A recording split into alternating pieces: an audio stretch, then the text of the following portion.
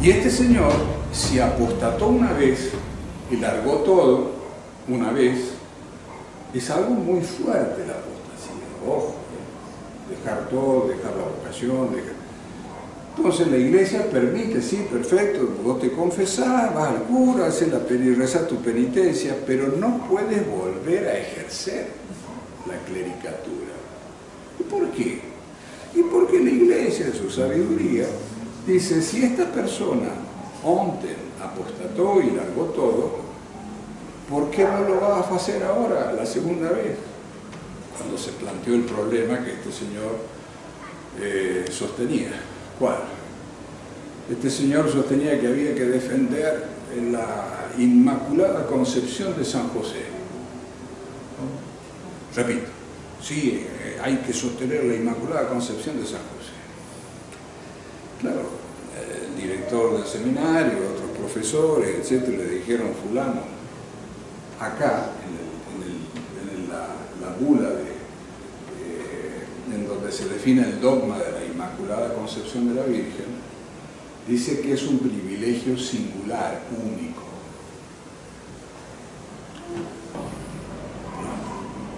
Claro, ¿con qué cara yo voy a ir a atacar a Bergoglio que quiere sacar el celibato?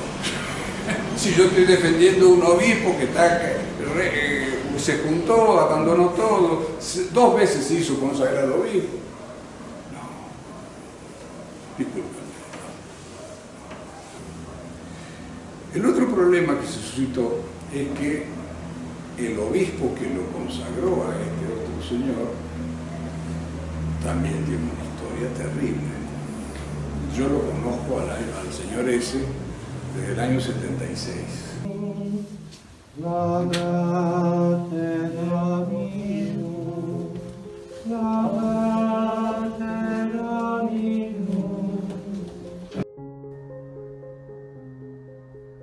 Salve Maria, bom dia a todo o povo católico da terra de Santa Cruz.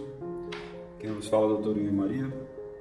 E hoje nós vamos comentar o silêncio ensurdecedor e escandaloso a respeito de alguns padres que são da posição sete-vacantistas, aqui principalmente no nosso país. Diante da manifestação do caso do Frei Tiago e do Bispo Alonso, bispo entre aspas, tiene que ver mucho con nosotros, porque nos hemos propuesto, mis queridos hermanos, con esta ceremonia, empezar a acabar con esa tentación. Nosotros deseamos vivamente ser regidos, ser gobernados por un sumo pontífice, vicario de Jesucristo, sucesor de San Pedro. Y eso es lo que nos hemos propuesto hacer. Por eso que la consagración del Padre no es para que celebre la misa, ya la celebra. Es con esa intención de trabajar unidos en la fe para la futura y próxima elección del soberano pontífice, del verdadero vicario de nuestro Señor Jesucristo. E houve também outros bispos e outras pessoas que trabalharam no sentido do conclavismo, que é esse movimento aí de fazer um papa do nada, né?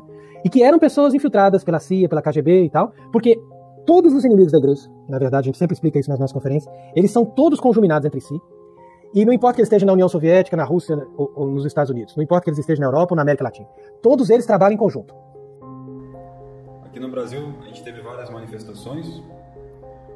A primeira manifestação do Monsenhor Rodrigo, da Sociedade Sacerdotal São José, dizendo que sobre a nova posição conclavista e o novo bispo, aclaramos que não compactuamos com o mesmo sacerdote, nem com a sua nova posição doutrinal, nem o recomendamos, nem vamos tolerar que frequentem nossas missões e os que frequentam nossas missões os defendam ou defendam sua perniciosa doutrina de conclavismo, que gerou tanto mal-estar para a Igreja e o mundo católico, a exemplos do Palmar de Troia e outros grupos semelhantes. Porque essa postura conclavista é um ferimento à fé católica. A gente já está desgastado, já está devastado a fé. Então vêm esses oportunistas e fazem o que? Pioram ainda o único movimento católico autêntico, que é o sede-vacantismo. Além do Monsenhor, tivemos também manifestação do Padre Romero, dizendo: Frei Tiago do Brasil, que tem um apostolado em França, participou de uma consagração episcopal, entre aspas, intentada por Frei Bernardo, entre aspas, Bispo Aonso, Júlio Aonso, conclavista consagrado, entre aspas, por uma linhagem de bispos casados, entre outras coisas, para quem tem bom senso e um mínimo de doutrina, é claríssimo que é impossível colaborar com esse tipo de clero. E Monsenhor Doug McGuire, lá da Santa Gertrudes da Grande, também diz: que escândalo, isso é uma zombaria na igreja e é um perigo para as almas. Estou em sincero acordo com Dom Rodrigo e Padre Romero na posição que tomaram em não ter qualquer conexão com Frei Tiago e os conclavistas. Da parte dos leigos, eu estava aqui avisando desde algum tempo, desde quando esse Carmelo começou a falar a calúnia contra o Monsenhor Doug, mas parece que agora que ele fez essa sagração, participou disso daí, ficou mais nítido quão lobo é esse grupo. E nada contribui mais para a ruína das almas que clérigos ímpios, fracos ou desinformados. As partes dos leigos, eu fiz essa primeira manifestação, mas teve também o ex-seminarista do Seminário São José, que agora está no Sembor, que se manifestou no site dele. A controvérsia católica começou a se manifestar quando viu que ele estava começando a ensinar doutrinas de terra plana, misturando com o magistério da igreja. Fez vários vídeos, fez pronunciamentos também. E o senhor Takaki e seus amigos estão num silêncio ensurdecedor. Nenhum pio. Tirando os leigos do lado que mais apoiava Frei Tiago aqui no Brasil, somente o Padre Ernesto Cardoso, que é das Missões Cristo Rei, somente o Padre Ernesto Cardoso, que é sincero, se manifestou. E fez um sermão bonito. Vou até deixar aqui embaixo na descrição. O Padre Ernesto Cardoso até disse no vídeo como que pode o Frei Tiago querer e defender a doutrina católica contra a vergonha do celibato, a abolição do celibato sacerdotal, e apoiar um bispo casado. Como que pode? É um sermão muito bonito. O Padre Ernesto Cardoso foi o único dos que apoiaram o Frei Tiago aqui no Brasil que se manifestou. O resto dos sacerdotes, nenhum pronunciamento. Não vimos até agora nenhum pronunciamento de Monsenhor Pio Espina, da Argentina, sendo que ele que fez um vídeo com esse Carmelo, e nem com os seguidores brasileiros do Padre Gabriel e Padre Rodrigo, conhecido como Frei Pedro, lá de Bufete, e nem do Padre Leandro Neves. Nenhuma manifestação. Isso é importante de um bispo que conserva a fé católica e que está unido à verdadeira igreja. E eu já gostaria, inclusive, de começar essa conversação perguntando a Vossa Excelência o que significa isso, ou seja, ser um bispo hoje que está unido realmente à verdadeira igreja e que conserva essa fé católica de todos os tempos.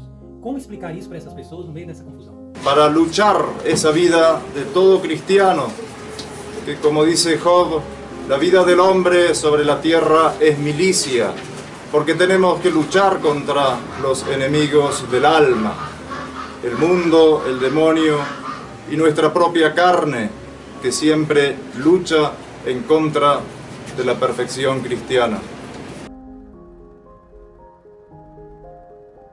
Isso está ficando escandaloso, porque aquele que manifestamente não resiste ao erro, posto que possa e deva, aprova. E assim, vocês apoiaram esse Carmelo aqui no Brasil.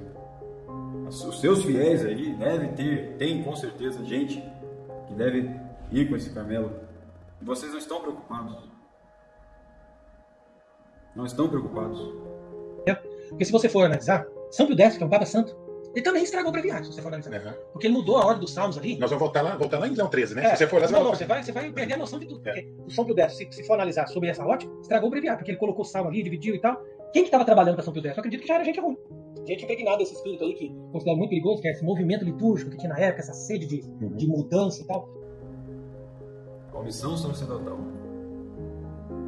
É dever de todos os católicos avisar onde está o lobo, principalmente os sacerdotes. E quanto mais disfarçado o inimigo, pior é. Um lobo visível. Um padre da teologia da libertação ali, sem batina, é fácil refutá-lo. Mostrar que não é um sacerdote católico, que ali não há caminho de salvação. Já os adeptos do movimento reconhecer e resistir, não, são lobos mais disfarçados. É mais difícil, são piores. Quanto mais disfarçado, pior.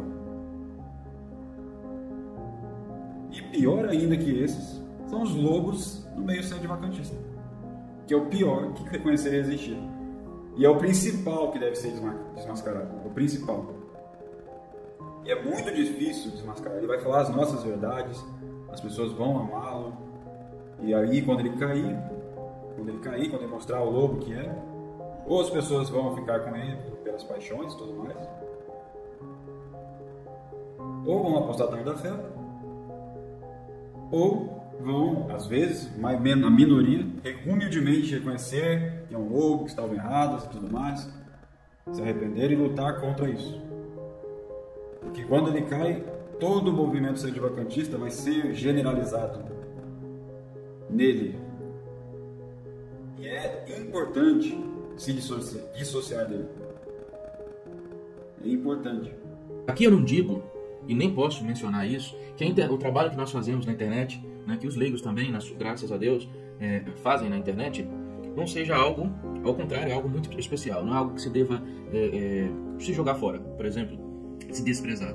É necessário, mas muitas vezes se gasta tanto tempo com polêmicas desnecessárias nos meios de comunicação social, quando se poderia estar construindo igrejas.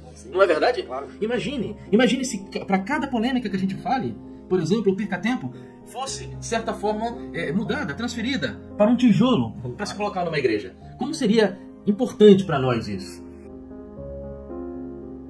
Mas a omissão de vocês é escandalosa. Por quê? Por que não vão se manifestar? Será porque tem algum fiel que ama o Frente Água aí de vocês, que está contribuindo muito e não querem falar com respeito humano? Então a gente vem para o sede-vacantismo, a gente deixa a igreja aconselhar, a gente olha as coisas que a gente deixa, os amigos, pais, família, às vezes dinheiro, às vezes uma posição normal, tranquila, adere à verdade e chega aqui no sede-vacantismo e encontra o quê? Respeito humano, é isso? No sede-vacantismo não existe respeito humano. Se a pessoa vem para cá, não tem respeito humano. É a verdade que deve ser mostrada. Doa quem doer.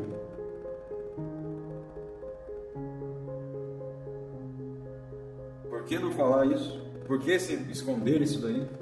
Vocês estavam apoiando ele, por que não falar? Olha, agora está errado. Estávamos errados. Por que não falam isso?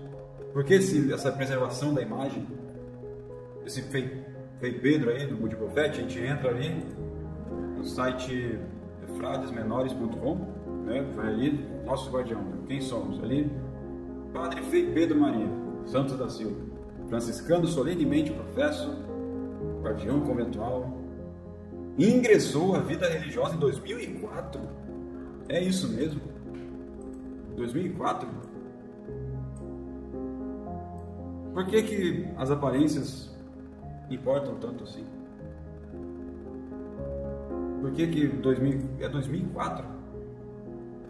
Quando que foi que virou sede-vacantista? Quando foi que virou tradicional? Porque o resto é pó, é nada. É nada. Mas ainda aí, no nosso passado, é feio. Porque eu, por exemplo, virei católico em 2019, final de 2019. Virei sede-vacantista em 2020.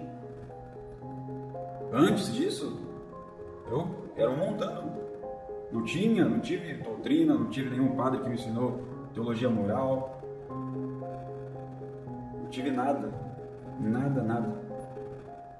E é uma vergonha todo o meu passado. Caí em livros de atores ateus que eram ensinados pelos professores da escola, marxismo, aquele marxismo cultural. Tenho pena de não ter lido o Padre Antônio Vieira desde a infância. Vontade de voltar no passado e dar uma paulada em cada professor de português. Enfim. Virei sedevacantista em 2020. Eu segui o Padre Paulo Ricardo, achava que o Padre Paulo Ricardo era uma pessoa boa. Fui até ele, mostrei obras de mãos humanas, aí eu vi que não era, aí a escama dos meus olhos caíram. Eu parar de confiar nas aparências.